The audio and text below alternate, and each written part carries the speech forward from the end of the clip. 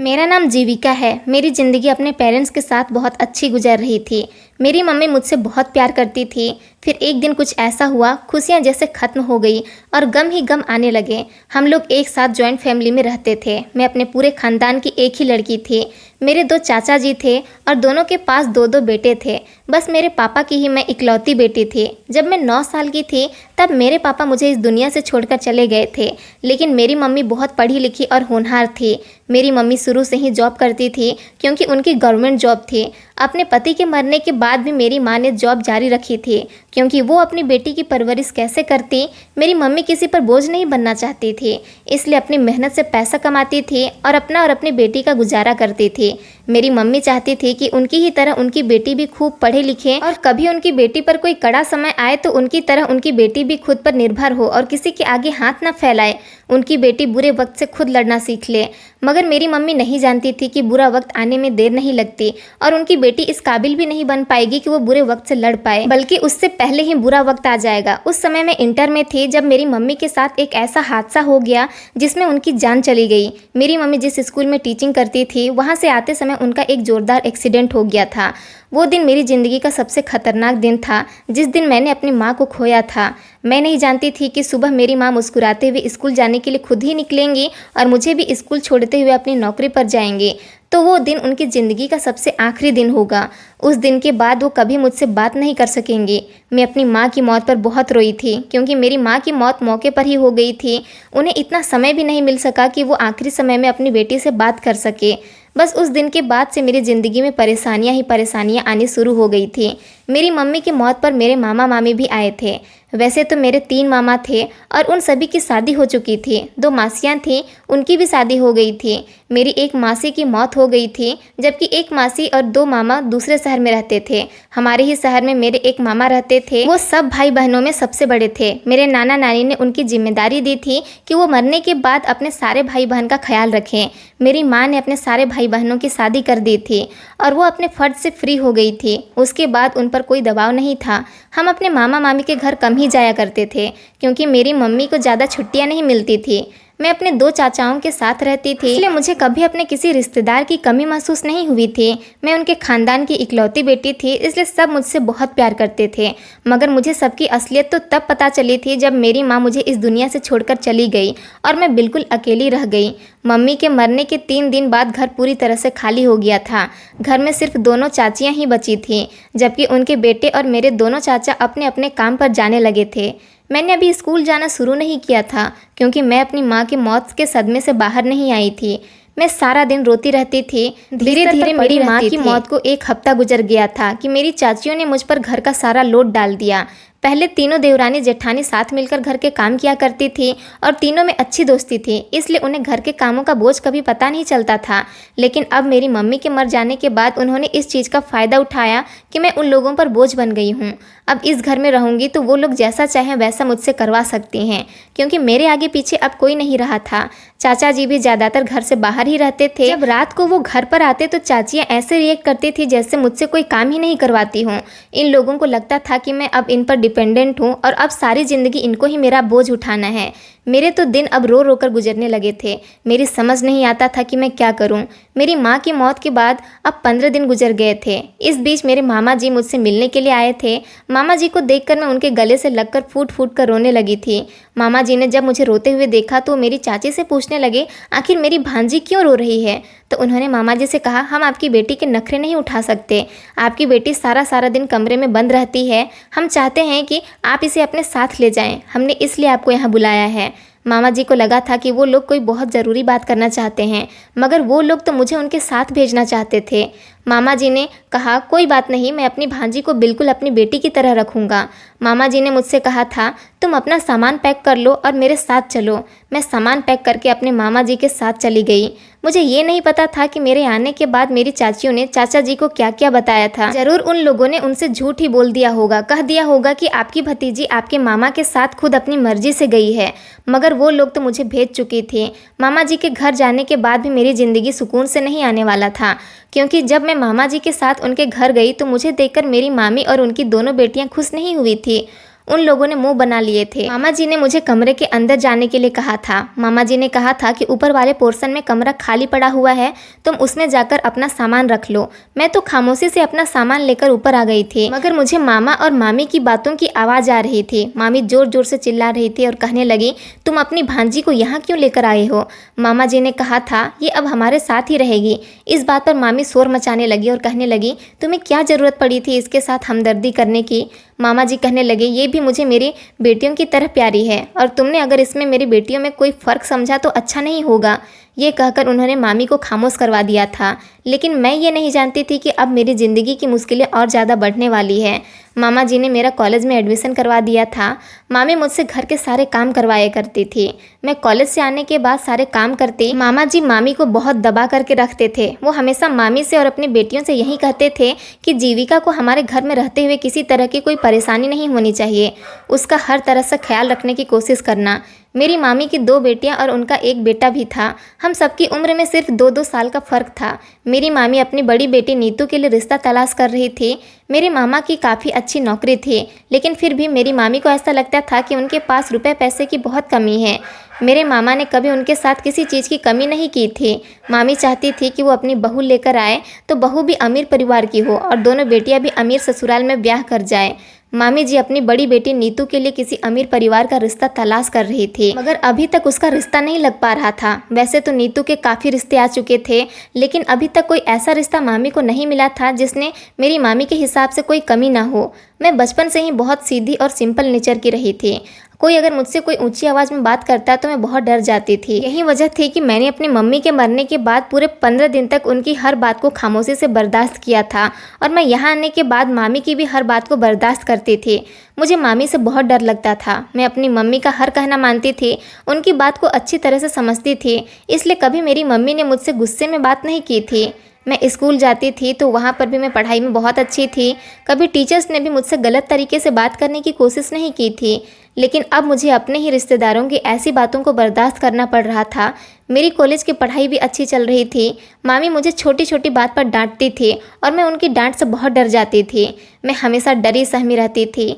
मेरे यहाँ आने के बाद 1-2 बार नीतू को लड़के वाले देखने के लिए आए थे, तो मामी मुझे उन लोगों के सामने नहीं आने देती थी। उन्हें मेरी खूबसूरती से डर था कि कहीं लड़के वाले मुझे उनकी बेटी की जगह पसंद ना कर लें। जब तक मेहमान चले नहीं जाते मैं कमरे में ही बंद रहती थी। मामी का बिहेवियर मेरे साथ बिल्कुल भी अच्छा नहीं रहता था।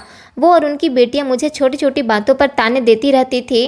और फिर एक दिन ऐसा हुआ था कि मेरी मामी को नीतू के लिए एक अच्छा और अमीर परिवार का लड़का मिल गया था। उन लोगों ने भी नीतू को पसंद कर लिया था। मेरी मामी की छोटी बेटी का नाम अंजू था। जब मेरी मम्मी जिंदा थी तो अंजू मुझसे बहुत मीठी मीठी बातें करती थी, मुझे अपनी दोस्त की तरह समझती थी। लेकिन जिस दिन से मैं इस घर में आई थी, अंजू को तो तेवर ही बदल गए थे। वो बिल्कुल अपनी माँ की तरह रिएक्ट करती थी।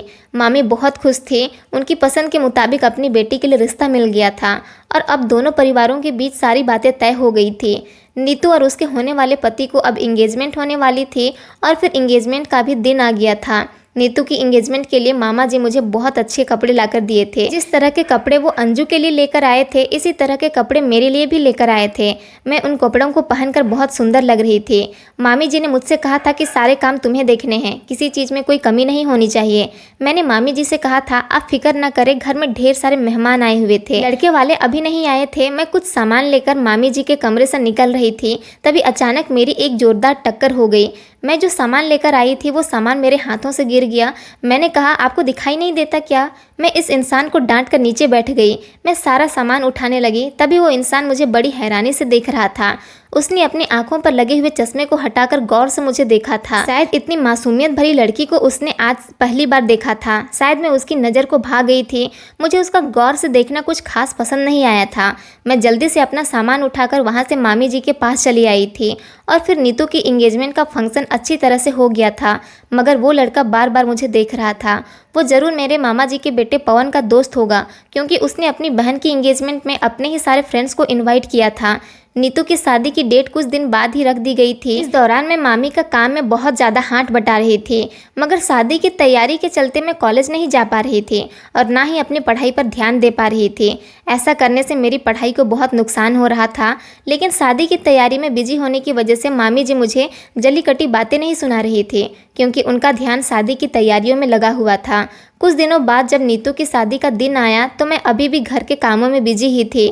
इस दौरान मैं नीतू के कुछ ज़रूरी कपड़े रखकर भूल गई थी, क्योंकि मुझ पर काम का लोड इतना ज़्यादा था कि मेरी समझ नहीं आ रहा था कि मैं कौन सा काम याद रखूं, कौन सा नहीं, और कौन सी चीज़ें मैं कहां पर रख कर भूल गई हूं। इतने काम मैंने अपनी ज़िंदगी में कभी नहीं किए थे। एक साथ मुझ पर ढेर सारे काम आ चुके थे, इसलिए मेरा दिमाग काम करना बंद कर रहा था।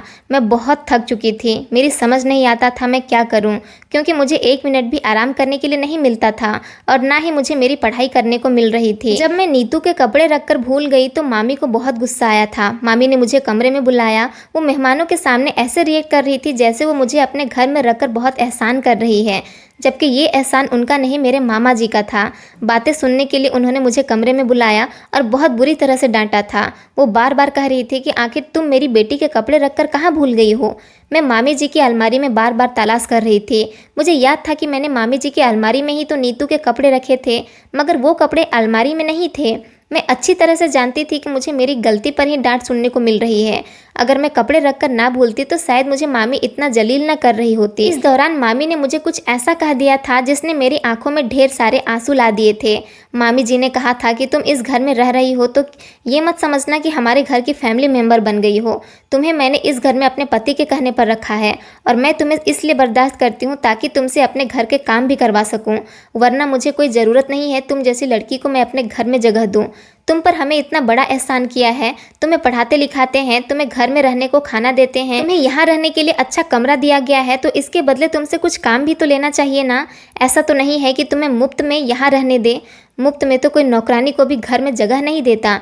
तुम्हारी माँ मर गई है और तुम हमारे सर पर आ गई हो। एक काम भी तुमसे ढंग से नहीं होता। यही वजह है कि तुम्हारी चाचियों ने भी वहाँ से तुम्हें यहाँ भेज दिया।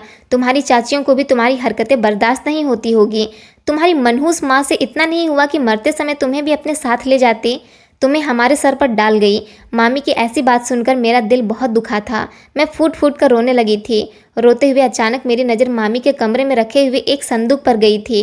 मैं जल्दी से उस संदूक की तरफ गई, क्योंकि मुझे याद आया कि मैंने इसी संदूक में नीतू के कपड़े रखे थे। मैंने जल्दी से वो खोला तो उसमें नीतू के कपड़े दिखाई दे गए थे। मेरी जान में जान आई थी। मैंने मामा जी को वो कपड़े निकाल कर दे दिए और मैं खुद रोती हुई भागकर कमरे से बाहर निकली तो देखा कि फिर से मेरी टक्कर इस लड़के के साथ हो गई थी। मुझे अब उस पर गुस्सा आ गया था। मैंने कहा, तुम्हें कोई और काम नहीं है? हमेशा मुझसे टकराते रहते हो, आखिर क्या प्रॉब्लम है तुम्हारी? वो जाते हुए मुझे देख रहा था, क्योंकि वो उस समय किसी से फ़ोन पर बात करता हुआ चलता आ रहा था। मैंने उसकी अच्छी खासी बेइज्जती कर दी थी। मैंने उसे बहुत बातें सुनाई थी। मैंने कहा, तुम जैसे लड़कों को मैं अच्छी तरह से जानती हूँ, बार बार मुझसे आकर टकरा जाते हो, आंखें खोलकर चलना सीखो। उसे मेरी इन बातों पर गुस्सा आ गया था, क्योंकि उसके चेहरे से भी गुस्से भरे एक्सप्रेशन साफ दिख रहे थे, मगर मैं रो रही थी। मुझे गुस्सा उस पर नहीं आ रहा था, गुस्सा तो मुझे मामी की बातों पर आ रहा था। लेकिन जब मेरी टक्कर उससे हो गई तो मैंने अपना सारा गुस्सा उससे पर निकाल दिया और फिर मैं भागते हुए अपने कमरे में आकर फूट फूट कर रोने लगी थी। हम सब लोगों को मैरिज हॉल जाना था, क्योंकि वहाँ पर बारात आने वाली थी। मैं अभी तक तैयार भी नहीं हुई थी। मामी जी ने मुझे काम ही इतने दे दिए थे कि मैं काम निपटाने के बाद जब फ्री हुई तो पवन मुझे अपने साथ मैरिज हॉल ले गया था। वहाँ पर भी मेरा सामना कई बार पवन के दोस्त से हुआ था। वो मुझे बार बार देखता था, मगर मैं उसकी तरफ से अपनी नज़र फेर लेती थी। नीतू की विदाई हो चुकी थी। मामा जी ने मुझसे कहा था कि दुल्हन के कमरे में जितना भी सामान है वो सारा सामान गाड़ी में रखवा दो। मैं दुल्हन के कमरे के अंदर जैसे ही गई तो फिर से मेरी टक्कर पवन के दोस्त मनीष से हो गई थी। अब की बार मुझे फिर से मनीष पर बहुत गुस्सा आ गया था। मैंने कहा, ये हर बार तुम्हारी टक्कर मुझसे ही क्यों होती है और तुम यहाँ दुल्हन के कमरे में क्या कर रहे हो? मैं उस पर बरस पड़ी थी। इस बार मनीष ने खामोशी जाहिर नहीं की थी, बल्कि वो तेज आवाज़ में बोल पड़ा था।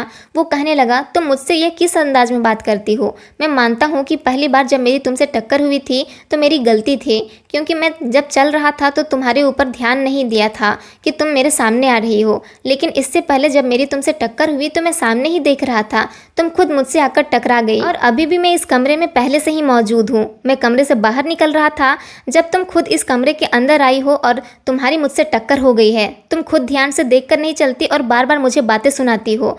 मैं अचानक उसकी इतनी तेज आवाज़ के बोलने पर डर गई थी, क्योंकि मैं किसी के डांटने पर अक्सर डर जाया करती थी। मैं खामोश हो गई और मैं कमरे के अंदर जाने लगी और सामान उठाने लगी। तभी वो कहने लगा, ये सामान कहाँ लेकर जा रही हो? मैंने कहा, मामी जी ने मुझसे कहा है कि मैं ये सामान गाड़ी में रखवा दूँ। तो वो कहने लगा, रहने दो, तुम जाओ यहाँ से। पवन ने मुझसे कहा कि मैं ये सामान खुद गाड़ी में रखवा दूंगा। मैं कमरे से बाहर निकल आई थी, मगर मुझे एहसास हुआ था कि गलती मेरी ही है। मुझे मनीष से इस तरह से बात नहीं करनी चाहिए थी।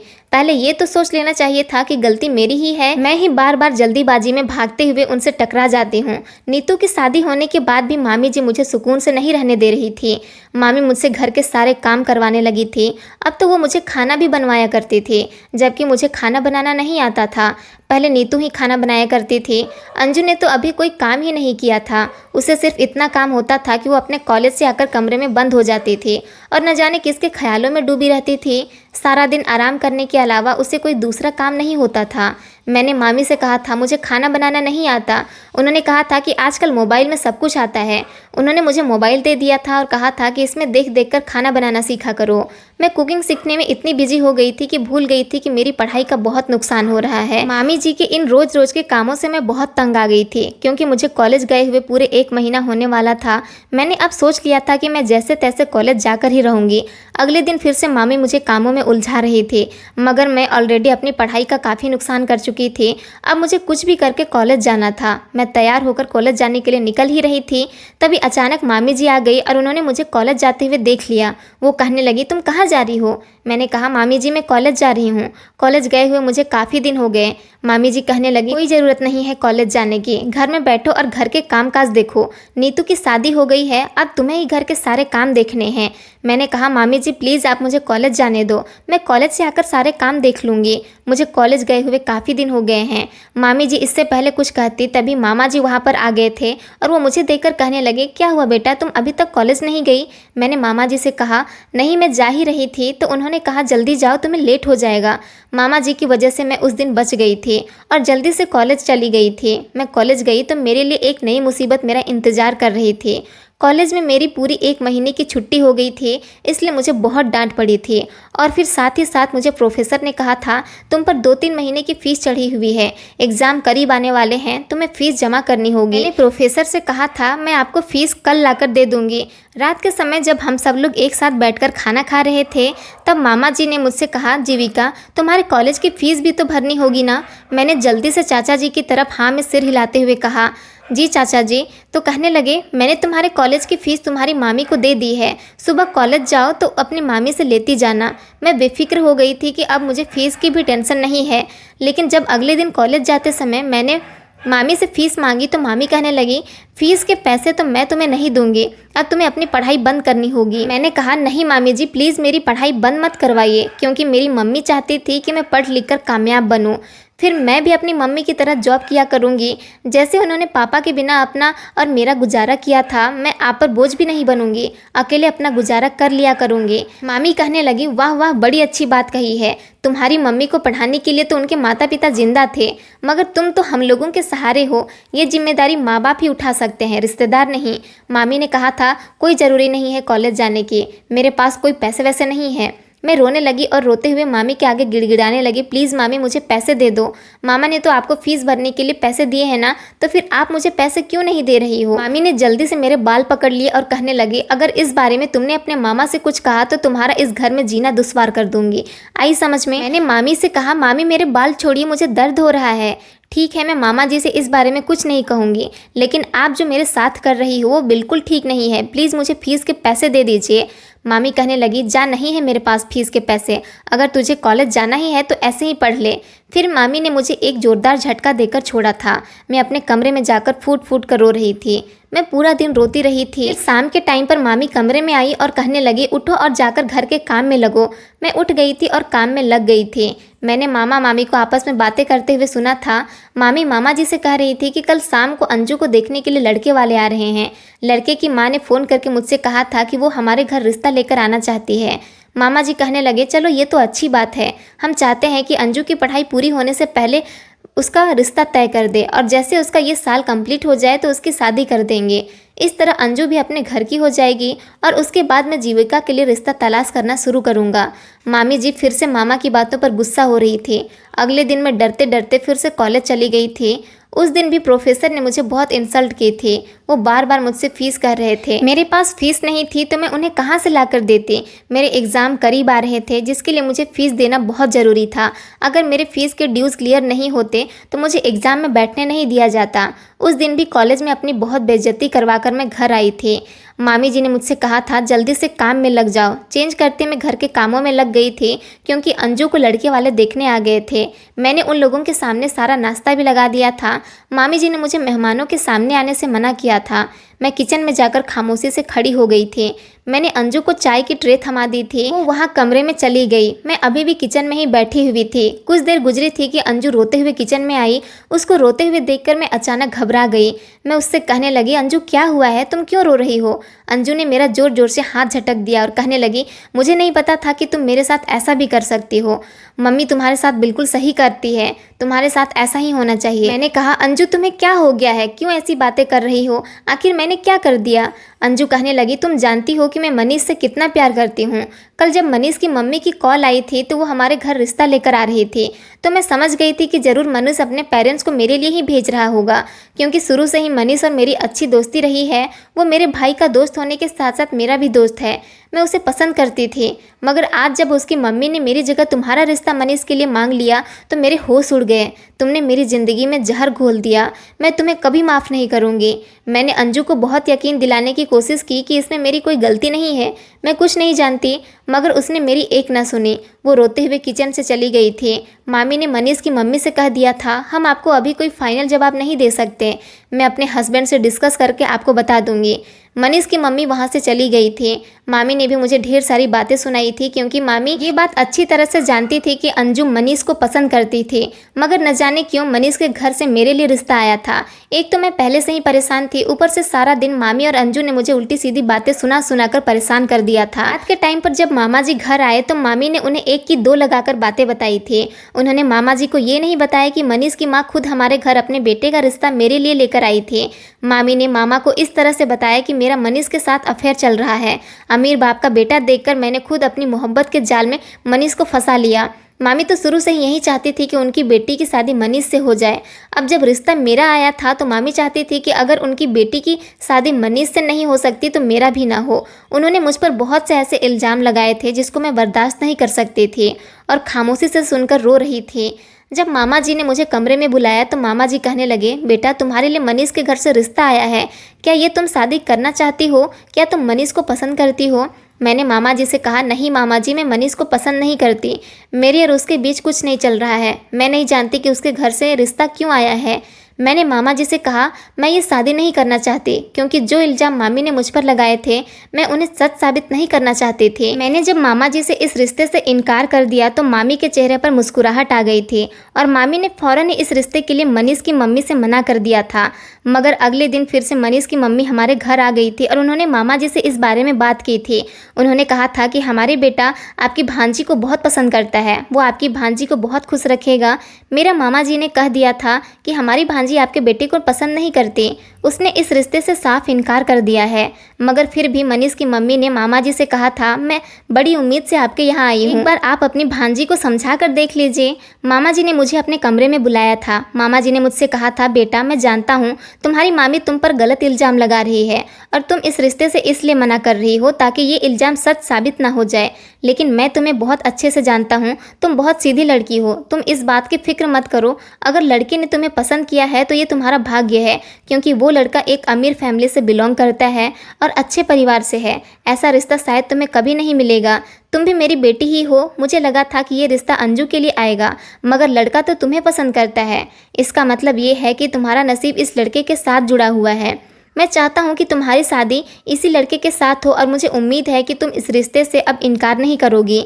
मामा जी की बात सुनकर मैंने नज़र झुका ली थी और मैं कमरे में चली आई थी। मामा जी ने मनीष की फैमिली को हाँ बोल दी थी, मगर मैं अभी पढ़ना चाहती थी। अभी तो फ़िलहाल मेरा रिश्ता ही तय हुआ था। शादी होने में लगभग 1 साल का समय था, लेकिन जब तक मेरे पास टाइम था तब तक तो अपनी पढ़ाई कंटिन्यू रख सकती थी। अगले दिन मैं फिर से बिना फीस के ही कॉलेज चली गई थी।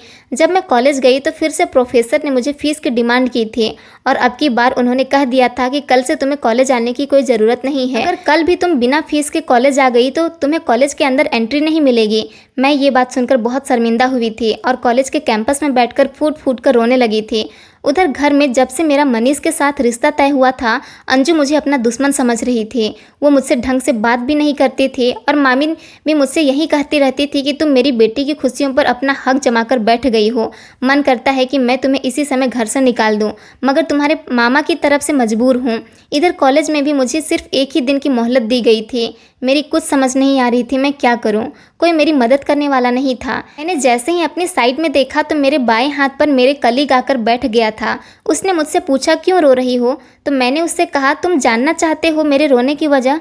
तो वो कहने लगा हाँ, कई दिनों से देख रहा हूँ प्रोफेसर तुम्हारी बहुत इंसल्ट कर रहे हैं। तुम मजबूर हो इसलिए फीस नहीं दे पा रही हो। चलो कोई बात नहीं, मैं तुम्हारी मदद कर सकता हूँ। उसकी बात पर मैंने उसे चौंक कर देखा और कहा तुम मेरी किस तरह से मदद कर सकते हो। तो उसने अपनी जेब से निकाल कर मुझे 40,000 रुपये दिए और कहने लगा लो अपनी फ़ीस जमा करवा दो। मैंने कहा नहीं नहीं, मैं ये पैसे नहीं ले सकती। वो कहने लगा रख लो, मुझे अपना दोस्त समझो, आखिर मैं तुम्हारा कलीग हूँ। तुम्हें इस तरह रोज़ प्रोफेसर से बेइज्जत होते हुए नहीं देख सकता। मैंने कहा लेकिन, तो वो कहने लगा लेकिन वेकिन कुछ नहीं, तुम अभी अपनी फ़ीस जमा कर दो। जब तुम्हारे पास पैसों का बंदोबस्त हो जाएगा तो मुझे दे देना।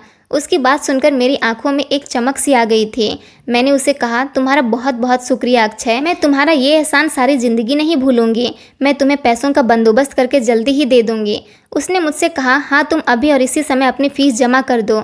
मैंने उसके हाथ से पैसे लिए और मैं फ़ीस जमा करने के लिए चली गई थी। अक्षय ने मेरी बहुत बड़ी मुश्किल हल कर दी थी। मैंने ये तो सोचा ही नहीं था कि मुझे उससे ये पैसे किस तरह से देने थे, मगर मैं इतना जानती थी कि मुझे कुछ न कुछ करके मामी से पढ़ाई के पैसे लेने ही थे। अब मुझे कॉलेज में सुकून से पढ़ने दिया जा सकता था। मामी को ऐसा लगता था कि मैंने फ़ीस जमा नहीं की है, इसलिए एक न एक दिन कॉलेज से मुझे धक्के मारकर निकाल दिया जाएगा। मगर वो ये नहीं जानती थी कि मेरी मदद तो अक्षय कर चुका था। अगले दिन जब मैं घर गई तो बहुत बेफिक्र और सुकूनमंद थी। मुझे देखकर मेरी मामी और अंजू गहरी सोच में पड़ गई थी और वो ये सोच रही थी कि आज कॉलेज से आते समय मेरी आंखों में आंसू क्यों नहीं है। उन्हें तो हर बार यही लगता था कॉलेज में बिना फीस के नहीं पढ़ाया जाएगा और जल्द ही धक्के मारकर मुझे कॉलेज से निकाल दिया जाएगा। मैंने अपनी पढ़ाई पर ध्यान देना शुरू कर दिया था।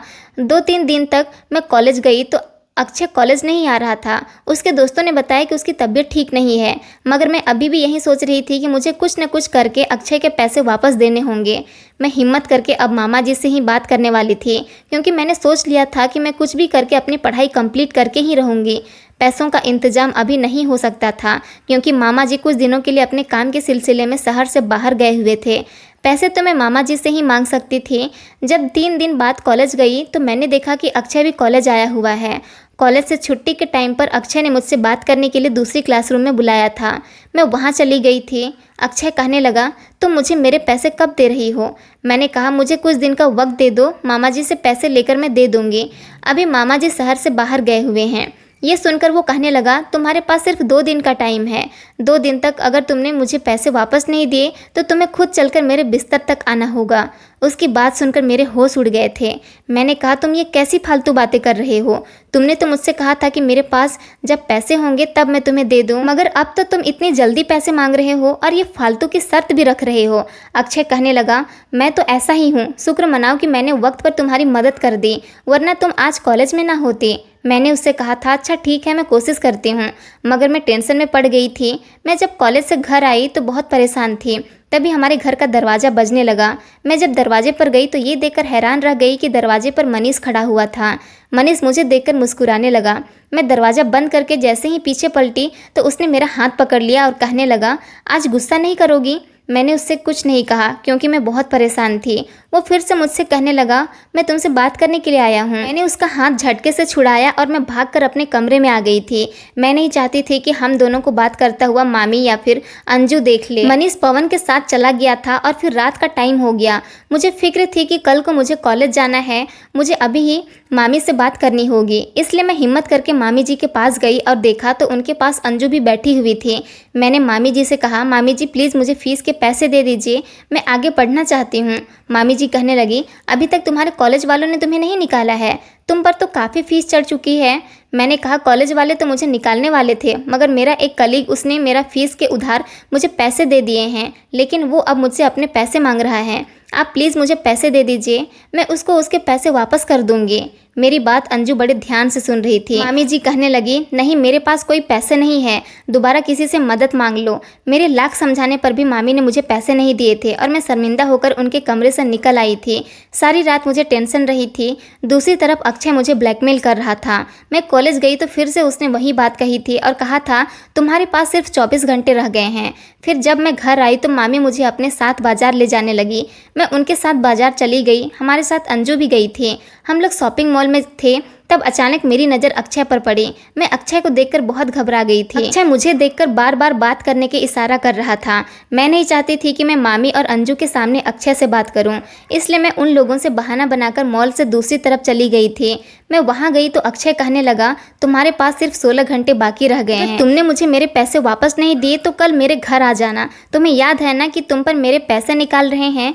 मैंने कहा, प्लीज़ अक्षय मुझ पर ये जुल्म मत करो, मैं पैसों का इंतजाम कर रही हूँ ना, तुम्हारे पैसे तुम्हें मिल जाएंगे। मुझे नहीं पता था कि तुम मेरी मदद नहीं कर रहे बल्कि मुझे ब्लैकमेल करने के लिए ये सब कर रहे हो।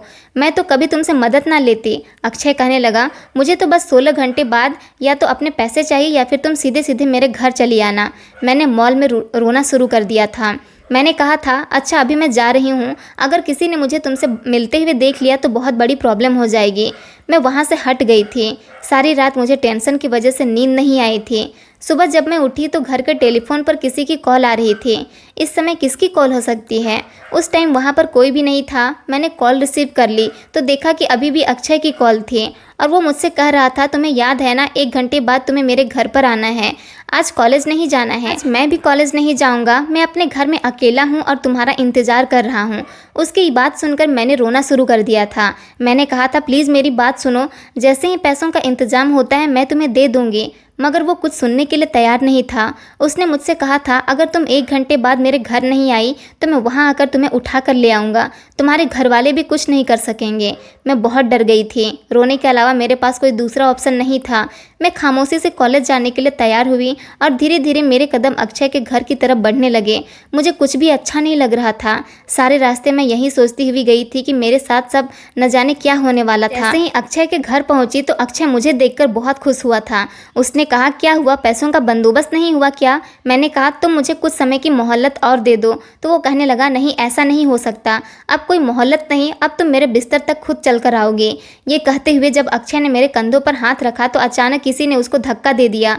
ये देखकर मैं दंग रह गई। ये कौन था? मैंने जैसे ही पलट कर देखा तो मनीष खड़ा हुआ था। मनीष ने अक्षय का कॉलर पकड़ लिया और उसे मारना शुरू कर दिया। मैं बहुत डर रही थी। मनीष ने उसको बहुत मारा था। अक्षय बार बार मनीष से कह रहा था कि इस लड़की ने मुझसे पैसे लिए हैं, अब ये मेरे पैसे नहीं दे रही है। मनीष ने अपनी जेब से निकालकर पैसे उसके मुंह पर दे मारे और उससे कहने लगा, अगर आज के बाद तुमने इस लड़की या किसी भी लड़की को इस तरह से ब्लैकमेल किया या उसकी मजबूरी का फ़ायदा उठाने की कोशिश की तो अच्छा नहीं होगा। मैं तुम्हें छोड़ रहा हूँ, चाहूँ तो अभी पुलिस के हवाले कर सकता हूँ। मनीष ने जल्दी से मेरा हाथ पकड़ा और वो मुझे वहाँ से लेकर आया था। मैं देख रही थी मनीष को बहुत गुस्सा आ रहा था। वो गुस्से में गाड़ी चला रहा था मगर मुझसे कोई बात नहीं कर रहा था। मैं बहुत डर रही थी। मैं बस रोए जा रही थी कि अब न जाने क्या होगा। मनीष मुझे घर के अंदर ले गया। देखा तो वहाँ पर मामा जी भी आ चुके थे। मनीष ने मेरा हाथ पकड़कर झटके से मुझे मामा जी की तरफ किया। मैं रो रही थी। मेरी हालत देखकर मामा जी बहुत घबरा गए। मनीष ने मामा जी को सब कुछ बता दिया और कहने लगा, आज मैं इसे बचा कर ले आया हूँ, न जाने इसके साथ क्या होने वाला था। मामा जी को ये सब सुनकर एक जोरदार शॉक लगा था। मामा जी ने मामी से कहा, तुमने इसे फीस के पैसे नहीं दिए थे? मैं तो हर महीने तुम्हें पैसे दिया करता था। मामी खामोशी से सुनती रही और कहने लगी, आप इसका गुस्सा मुझ पर क्यों उतार रहे हो? क्या पता इसका कॉलेज के किन किन लड़कों के साथ अफेयर चल रहा है और ये लड़की उसके घर तक गई ही क्यों थी जो आज इतनी बड़ी नौबत आ गई।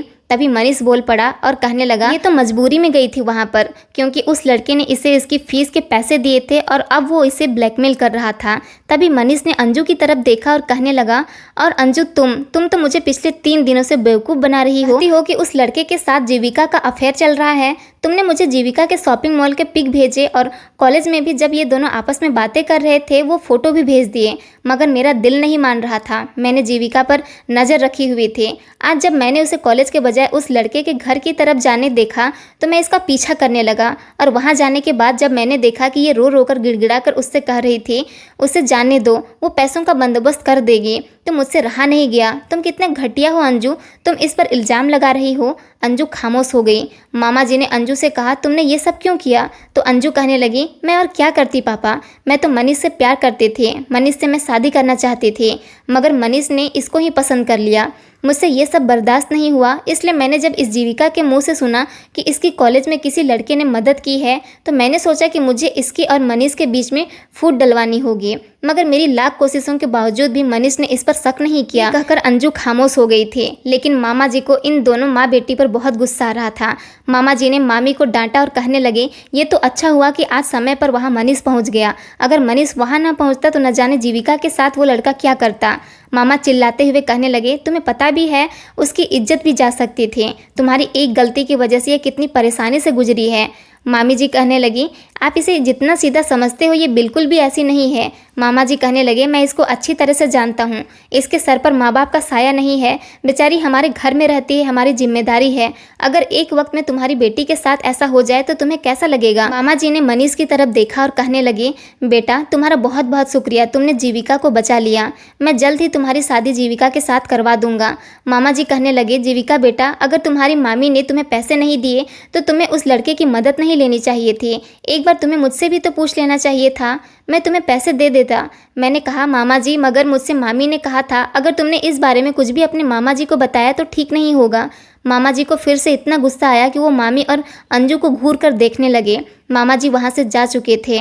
उसके बाद अंजू और मामी भी वहाँ से चली गई। कमरे के अंदर सिर्फ मैं और मनीष रह गए थे। मनीष मुझसे कहने लगा, मैं तुमसे बहुत प्यार करता हूँ, तुम बहुत मासूम हो, मैं यहाँ हर बार तुम्हारे लिए आता हूँ, मगर तुम तो मुझसे बात भी नहीं करती। पता है मुझे तुम्हारी बहुत फिक्र हो रही थी। मुझे तो अंजू के लाख कहने पर भी यकीन नहीं आया कि तुम किसी लड़के के अफेयर में हो सकती हो। यही सब जानने के लिए आज मैं तुम्हारा पीछा कर रहा था। मैंने मनीष से कहा, मुझे माफ़ कर दो, मेरा हमेशा आपके साथ गलत बिहेवियर ही रहा है। मनीष कहने लगा, तुम बहुत मासूम हो, दुनिया बहुत ख़राब है जीविका, इतनी सीधी बनकर मत रहो, सीधे लोगों को ये दुनिया आसानी से जीने नहीं देती। मनीष की बातें सुनकर मैंने सोच लिया था कि अब मुझे लोगों से डरना नहीं है, जितना लोगों से डरूंगी लोग मुझे उतना ही डराएंगे, मुझे साहस दिखाना होगा। और फिर मैंने ऐसा ही किया था। ज़िंदगी में काफ़ी समय गुजर गया, लेकिन मैं उस दिन के बाद कभी नहीं डरी। लोग औरत को कमज़ोर समझते हैं और सबसे ज़्यादा कमज़ोर उस औरत को समझते हैं जिनके आगे पीछे कोई नहीं होता। मगर अब मुझे मनीष का साथ मिल गया था, उसने मुझे बहुत सपोर्ट किया, मेरी एजुकेशन कंप्लीट करवाई, मुझसे शादी की। जब मैं अपने ससुराल विदा होकर चली गई तो मामी जी का मूड भी मेरी तरफ से ठीक हो गया। अंजू ने भी मुझे अपने किए की माफ़ी मांग ली थी। आज मैं मनीष के साथ एक खुशहाल ज़िंदगी गुजार रही हूँ और उम्मीद करती हूँ कि जो लड़कियाँ मेरी कहानी सुन रही हैं वो भी ऐसे लोगों से डरना छोड़ दे जो आपको कमज़ोरी का फ़ायदा उठाकर आपको डराते हैं, बल्कि हिम्मत और समझदारी से काम ले। दोस्तों, उम्मीद करती हूँ आपको हमारी कहानी पसंद आई होगी। कहानी पसंद आई है तो वीडियो को लाइक करें, चैनल पर नए हैं तो चैनल को सब्सक्राइब करें और हाँ, नोटिफिकेशन बेल को ज़रूर दबाएं ताकि अगली अपडेट सबसे पहले आपको मिले। धन्यवाद दोस्तों।